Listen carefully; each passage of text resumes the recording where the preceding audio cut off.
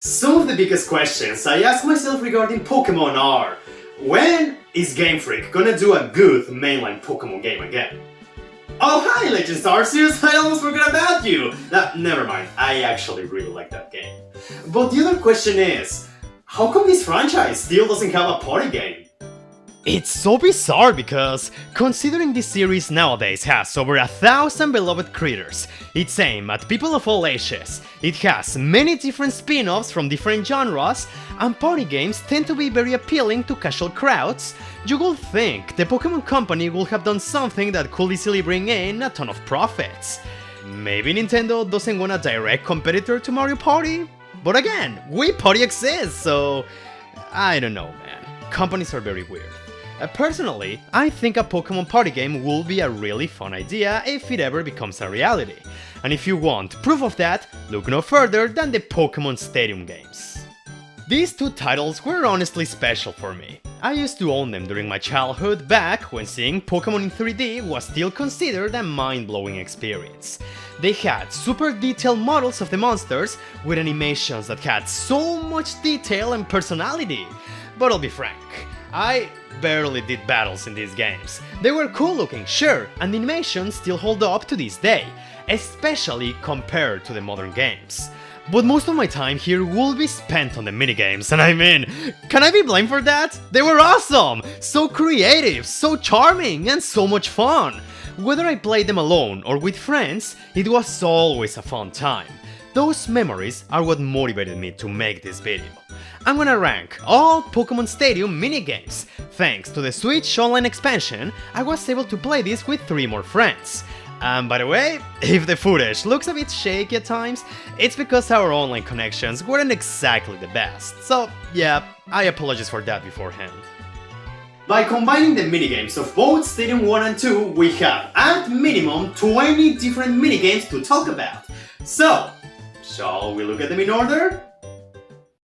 I'm gonna state the obvious right now. The minigames from Stadium 2 are miles better than Stadium 1's. They are either better versions of previous ones or have more unique and fun ideas. But that doesn't mean all Stadium 1 minigames are bad by any means. Unfortunately, the first entry is pretty bad. Magikarp Splash. What do you do here? You press A. That's all you do. You keep it pressed until Magikarp touches the counter at the top of the screen. And as soon as they land on the floor, you press A again. And that's it. This is one of the most mindless and boring minigames in all of the Stadium series. There's no strategy or luck factor to make this interesting. In fact, this game is so easy that it is much more likely all players will tie. The most positive thing I can say here is that there is a certain charm in watching the Magikarp splash while they yell their names. I still think that is very funny. But overall, this is one of the most nothing minigames in all Pokemon Stadium. D tier is where it goes. Clefairy Says. As the name implies, this is just Simon Says, but with Clefairy. Wow. But despite its simple concept, this minigame is really damn fun and of course, iconic. Whenever someone mentions the Pokemon Stadium minigames, chances are this is one of the first ones you'll think of, and for good reason. All you have to do is use the D-pad to copy the arrow patterns that the Clefairy teacher gives you. Make 5 mistakes and you're out. If you are the last player standing or survive 5 rounds with the most HP left, you win. This minigame just has so much personality! From the Clefairy teacher, the cute dances the Clefairies do, the music that plays during said dances, as well as how you get hit with El Chapulín Colorado's Chipote Chillón when you make a mistake. This is a great example on how you can make a simple minigame be so much fun and very memorable. Clefairy Says goes to A tier. Run, Rattata, run! This one is just okay. The only thing that stands out about it is how backwards the control scheme is. You run by repeatedly pressing the A button and you jump with the D-pad. This minigame is not awful per se, but it's just too easy and basic. The only challenging thing about it is that Rattata has a small delay in its jump. But once you figure that out, it's so easy for everyone to get to the goal without issues.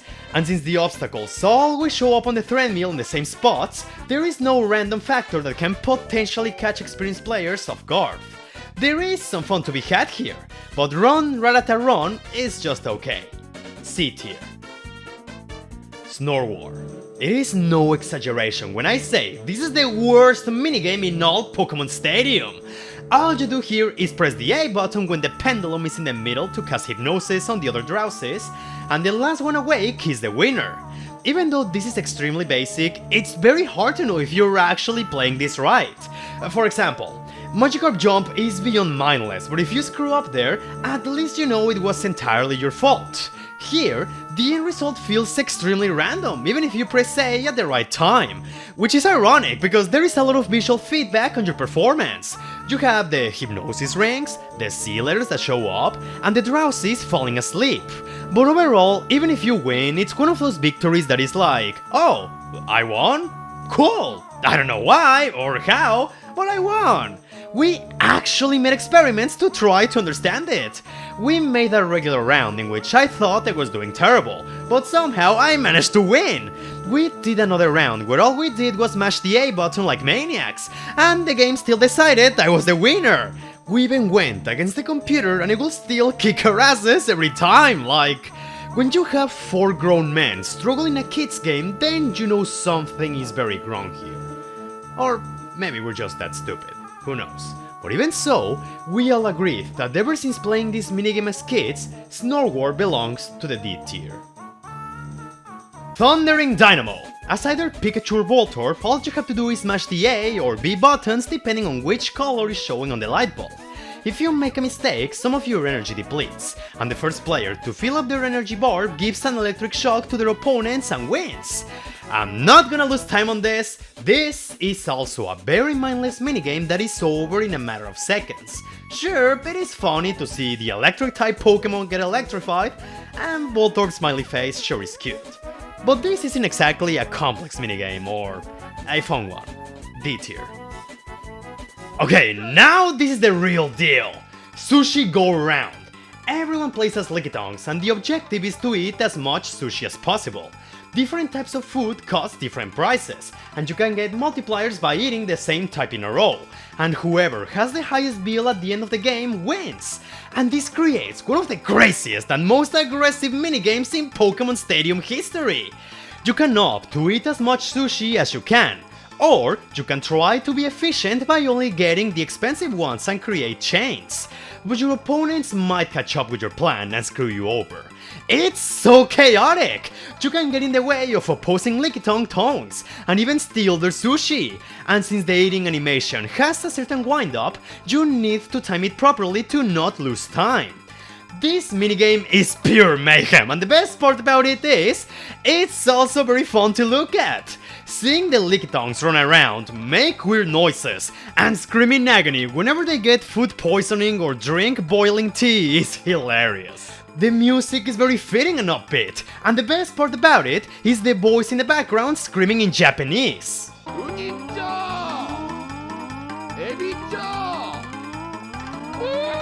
And see, here's what's so cool about it. The sushi chef is actually saying the names of the most expensive dishes that show up. So when he says, Ebi-cha! Uni-cha! Then that means they're shrimp and sea urchin sushi respectively. It's a detail I completely ignored as a kid, but now I appreciate as someone who knows a little bit of Japanese. This is what I like so much about Pokémon. Even if there is a monster I do not like or care about, there is a big chance that in a spin-off, that Pokémon stood out in a certain way. If there is a reason why I like Lickitung to some degree, it's because this minigame is just that fun. And for me, that deserves an S tier. Ekans Hoop Hurl. In this game, you have to throw Ekans around Diglets to get points, and whoever has the higher score wins.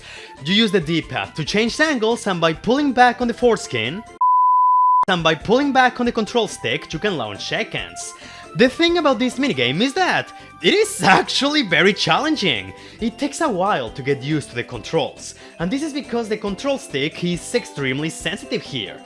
Pulling too far can cause seconds to be thrown outside of the screen, so you have to experiment for a while and get a good feeling of the launch distance. But once you figure it all out, it can be a very fun time. This minigame is good. Not the craziest or most satisfying out there, but I don't think it's terrible by any means. It just has a weird learning curve. But B tier sounds very reasonable. Maybe. I think. Rock Harden. This one is very simple. You play as either Kakuna or Metapod. Boulders will launch in your general direction and you must use Harden right before they hit you. But here's the catch. Using Harden depletes your stamina, so the trick to win this minigame is to Harden right before the boulders fall on you. But if you time it wrong, you run the risk of getting crushed, which also depletes a lot of HP and... Oh dude, this minigame is so much fun! Actually, scratch that. When you play this with 3 more friends, this becomes a battle of attrition. Have you ever seen that one manga panel from One Piece in which Luffy, Law and Kid get hit by an attack because they were betting on who will dodge first? That's exactly what this minigame is. Who will play it safe and Harden through a chain of 3 boulders? Who will risk everything to only use Harden a microsecond before they get hit? Even if this minigame is very basic, it's really damn good, simply because of the mental warfare you can have with your friends here. And that's why Rock Harden goes on A tier. Dig! Dig! Dig! I like this minigame's name because it reminds me to the photo of that one orange cat that says, "Eat! Eat! Eat!" And the only reason I'm mentioning that is because I don't have anything else to say about this minigame. In Dig Dig Dig, you have to alternate between pressing Alt and R as fast as you can, and the first player to find the underground well wins. This minigame is so bare bones that it's literally over in like 10 seconds, so I barely have anything to say about it. I mean, it's definitely better than Magikarp Splash and Thundering Dynamo, because at least here you have to coordinate your fingers properly while also being fast. So this minigame is slightly better than the worst ones, but not by much, so it barely lands on C tier. Also, how come this water isn't killing Sandshrew? You know, a ground-type Pokemon? I don't know, maybe these ones are just built different. And that's that for the stadium ones. There were some bad ones, some mediocre ones, but there were also a bunch of great standouts. However, from this point on, it's gonna be clear that Stadium 2's minigames are a step up in almost every aspect. They have better presentation, more fun ideas, and are either more creative or expand upon previous minigames. So let's start by talking about Gutsy Golbat, a game where you must mash the A button to fly around and move Golbat. The objective here is to collect as many floating hearts as you can, and whoever has the most at the end of the tunnel wins. But the thing that makes this minigame so much fun is how chaotic it is. Controlling Golbat is actually much more complicated than what it looks, and you can lose hearts by either getting rammed by your opponents or by crashing into a bunch of Magnemites floating around. It's one of those minigames so crazy that you can plummet from the first to the last place in a matter of seconds. You can be at the lead, but now everyone will try to go against you. You could try to play it safe by staying at the right side of the screen, but you run the risk of being hit by a Magnemite you can't see. Or while you go flying after a heart, you could overshoot Golbat and get electrified in the process. This is not a minigame, it's a war that takes place in a minefield, and that's what makes it so much fun. A tier.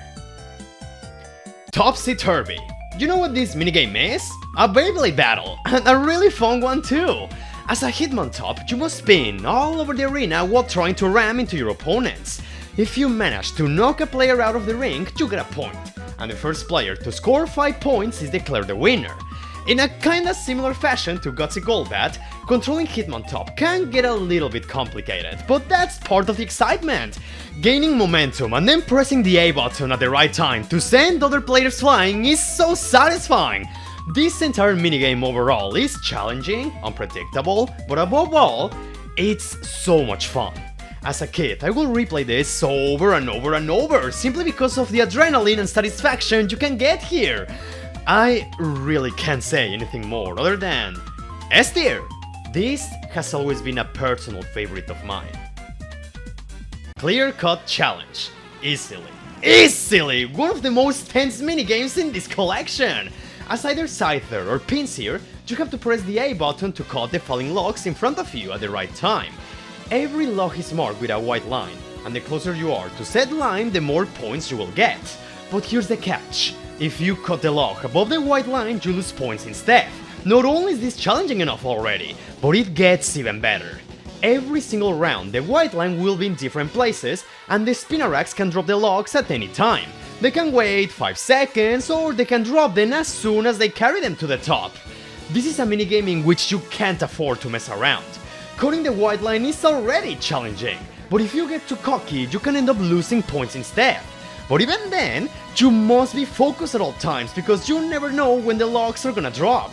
And that's not even adding playing with friends into the equation. Now of course, someone will scream something like, "Now!" Of course, someone will miss the white line because they try to mess with other players. But that is part of the excitement. It's a minigame in which every round will have someone scream, either in excitement or in agony. And more than that, I just really like the presentation of this minigame. Using both Scyther and Pinsir makes a lot of sense. Having spinnerags carry the logs and then drop them is so cute. And the overall Japanese aesthetic is so pleasant to watch. Honestly, how can you not smile when you hear the...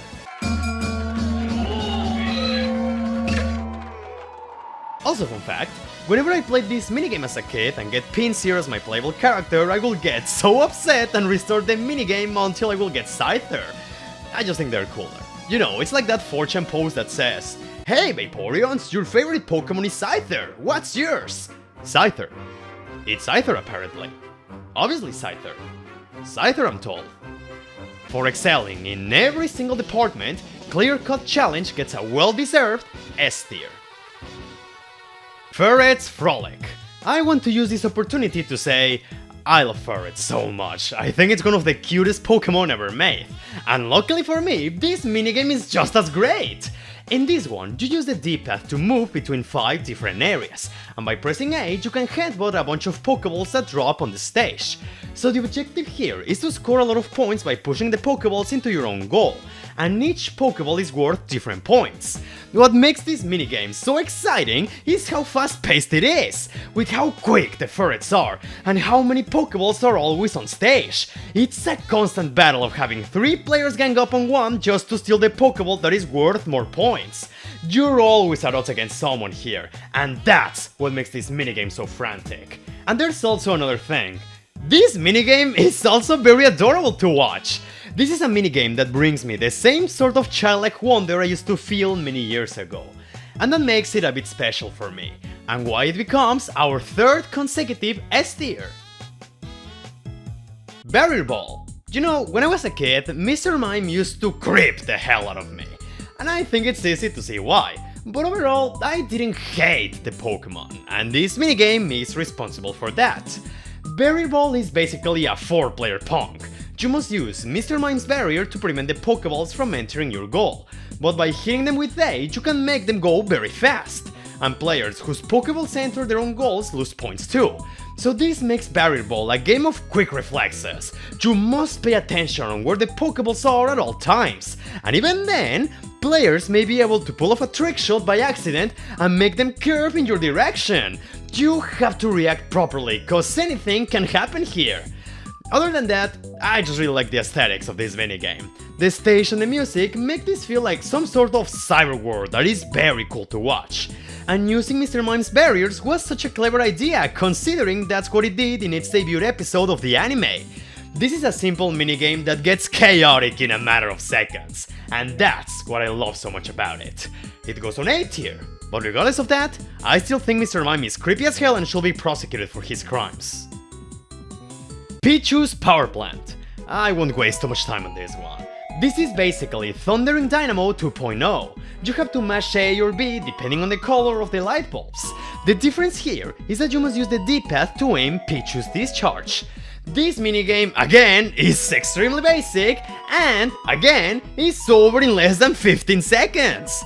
The other important difference here is that instead of watching Pikachu or Voltorb get electrocuted, you get a bunch of little babies suffering at your failure. Pichu's Power Plant is an improvement over Thundering Dynamo, but not by much. C tier. Rampage Rollout. As Donphan, players must complete 9 laps in a simple track. The catch here is that the 2nd, 3rd and 4th places can set up a different amount of dust clouds each lap. So the main idea is to place them strategically to force the first place to take a different route, because if any player runs into a dust cloud that is in theirs, they'll be stunned for a little bit.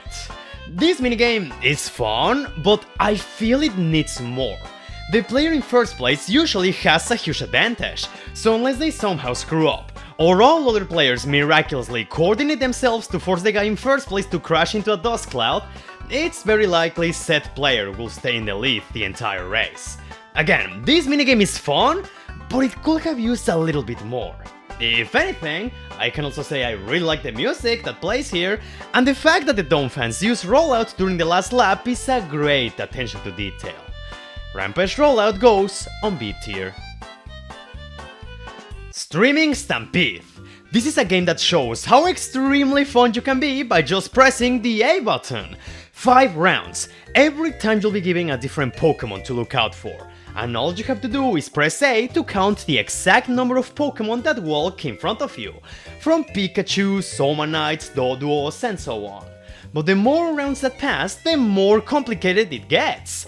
Dodrios will appear alongside Doduos, Magnemites with Magnetons, Eggs with the same pattern as Togepi, and even actual Pokeballs alongside the Voltorbs and Electrodes. Streaming Stampede is something that goes from a baby's game into a real competition in a matter of seconds, and that's what makes it so much fun.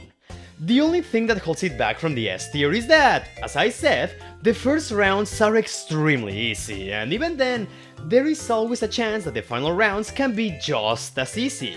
So if the difficulty curve was a bit more consistent, and the beginning wasn't so insultingly mind-numbing, then this will easily stand alongside the best minigames in all of Stadium. Regardless, A tier ain't so bad when you think about it. Tumbling Togepi. This is basically an improved version of Run Ratata Run. You have a bunch of Togepis running on a treadmill while avoiding obstacles. The main difference here is that you can actually control the direction the Togepis run off to, and there's a wider variety of obstacles. During the race, you can use boost panels to increase your speed, but by doing so you run a higher risk of crashing into an obstacle, which can make a huge difference. Tumbling Togepi is a simple minigame that doesn't need much strategy, but is still a fun time. B tier. Delibert's Delivery. Oh, this one is also peak! This minigame is basically a different take on Sushi Go Round. That alone makes it deserve a higher tier, but let's see how Delibird does it. In this minigame you can store up to 5 gifts in your sack. Each gift is worth different points, and just like with Lickitung, you can chain the same type of gift to get a multiplier. This already has the same challenge and competitiveness from Sushi Go Round. But now, you must deliver the gifts to the top of the screen, and here's where it gets trickier. The more gifts you carry, the slower Delibird will move, and their size will increase, making it an easy target for other players, and for the Swine-Offs that run all over the place. If a Swine-Off runs into you, you drop all the gifts in your sack and have to start all over. So this minigame also has a strong factor of risk and reward, which makes it so exciting to play. And not just that, it's also very charming. I love the gifts here. A Game Boy, a limited edition Pikachu Nintendo 64, a giant Snorlax plushie, a piano that Delibird can somehow put in a sack. There's the music that gives it a very unique Christmas vibe, and just how it made me get attached to Delibird, one of the most useless Pokemon of all time. Literally the only thing this minigame is missing is a Japanese guy in the background screaming "Hirashai!" and stuff like that. But even so, Delibird's Delivery is another well-deserved S tier. Emergency. Just like Dig Dig Dig, all you have to do here is press L and R. But the main difference here is that they actually made it fun! By pressing on the buttons, you can move Chansey left and right, and all you have to do here is catch as many eggs as you can while avoiding the Voltorbs that also fall down. It's very easy to understand, but as the minigame progresses, it gets harder and harder. Sometimes, you have to miraculously squeeze Chansey between 2 Voltorbs just to avoid getting electrocuted. In retrospective, this isn't too different from Kirby's Egg Catcher, an iconic minigame that appears in different Kirby games. A similar concept, but a very fun one nonetheless. And honestly, I can't say any more than that. It's a simple minigame that manages to be very challenging and even addictive to some degree. A tier. And now, the final minigame in this collection, Eager Eevee. The best way to describe this minigame is, this is like musical chairs, but everyone is playing in a minefield.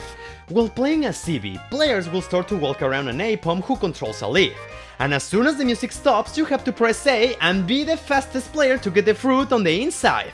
But there are a lot of tricks behind this. Just like the real musical chairs, Aipom can lift the lid and stop the music for a microsecond, only to continue the round. Players can press the B button to fake a dash, which can potentially trick their opponents into pressing A. And there are rounds where instead of fruit, you'll find a pineco which, if touched, will explode in your face, taking you out of the game for one round. All of this makes Eager Eevee a very chaotic experience, in which you must be on top of things at all times. Not only do you need to pay a lot of attention, but you also need to be the fastest. You can fall for Aipom's feint, and crashing into the lead costs you a lot of time. You could try to do a fake dash to trick your opponents, but there is a chance the fruit will show up during the end lag. And even if you focus on dashing as soon as the lead opens, you still run the risk of crashing into pineco, which you will pay with an entire round. And the best part is, almost every round and every fake out is completely randomized. It's like every time you boot up this minigame, it will be a completely different experience because of how unpredictable it can be. You can be the one to gather all the fruit, or maybe you and all your friends will look like idiots because of stuff like this.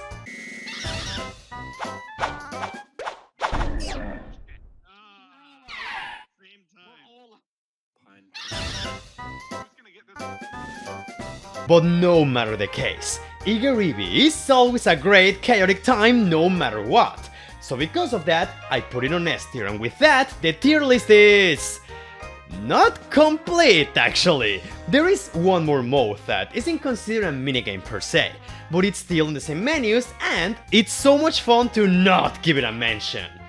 The Quiz for All mode. As the name implies, in this minigame all you have to do is answer the questions correctly, and the first player to get 10 points is declared the winner.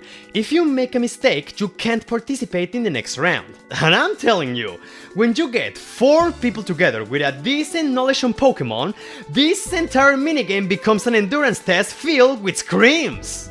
No! Last place!